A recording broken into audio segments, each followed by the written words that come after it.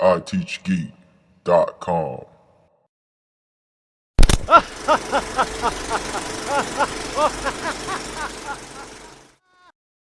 Ask Brian. That's me.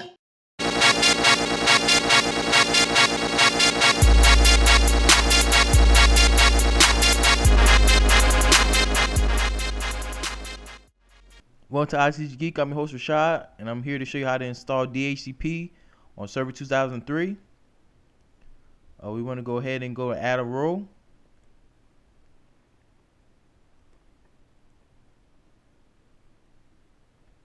Alright, this might not come up straight up for you, so you can just go ahead and go to the second option, the custom install. And we want to go ahead and click on DHCP server. Press next.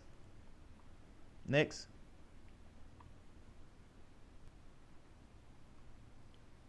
Alright, it's going to tell you to make a scope. The scope is the range of IP addresses. I'm going to call this one DHCP.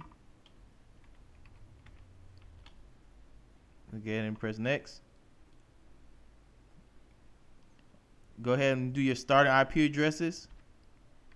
I know right now that my router has 100 through 150, so we don't want to give them any numbers of those. So let's go ahead and set it in another range. So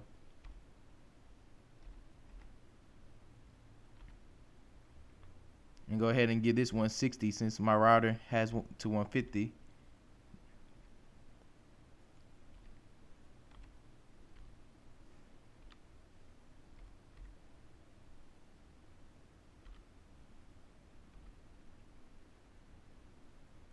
Right here, I just want to be able to connect 10 computers here, so we're going to go to 170.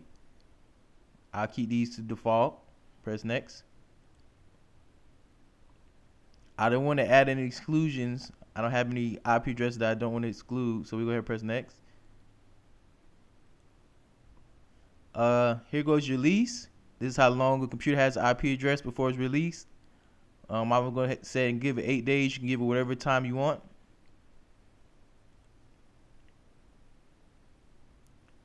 Let's go ahead and say yes. We want to configure everything right now. Default gateway.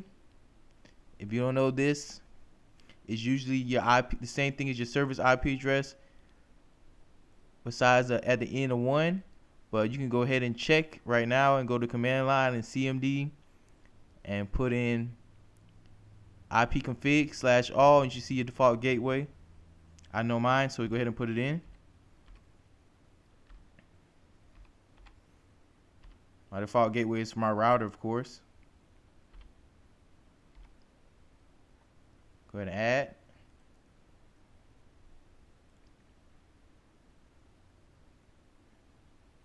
All right, in here, I want to go ahead and add this server in here that I'm on now.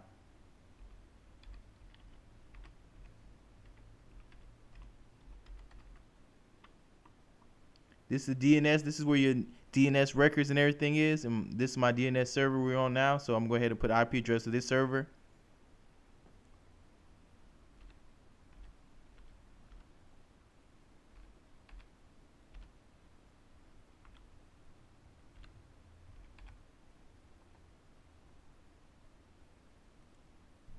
Also, I want to add my ISP's DNS server, so we go ahead and put that in.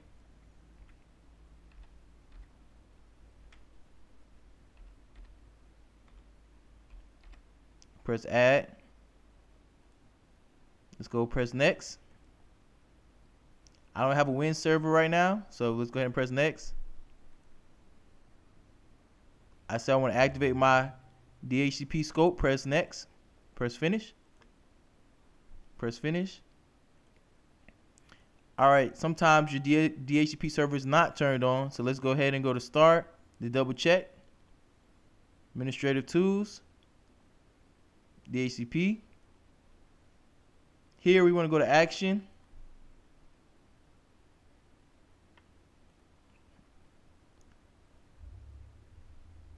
Click here. Let's go ahead and put our IP address to this server that you have DHCP on.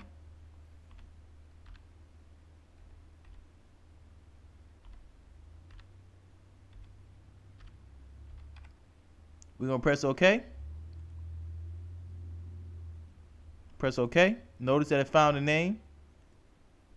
Press OK.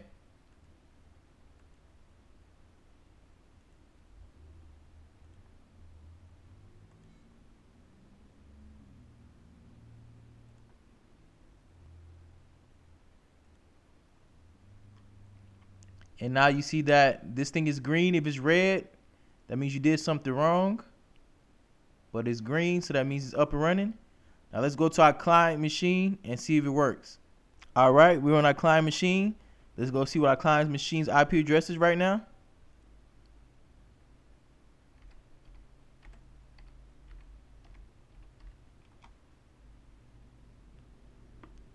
Notice that it's not the one we assigned yet because it still has the old IP address that it had when it was logged in. So I want to go ahead and do a quick release to renew.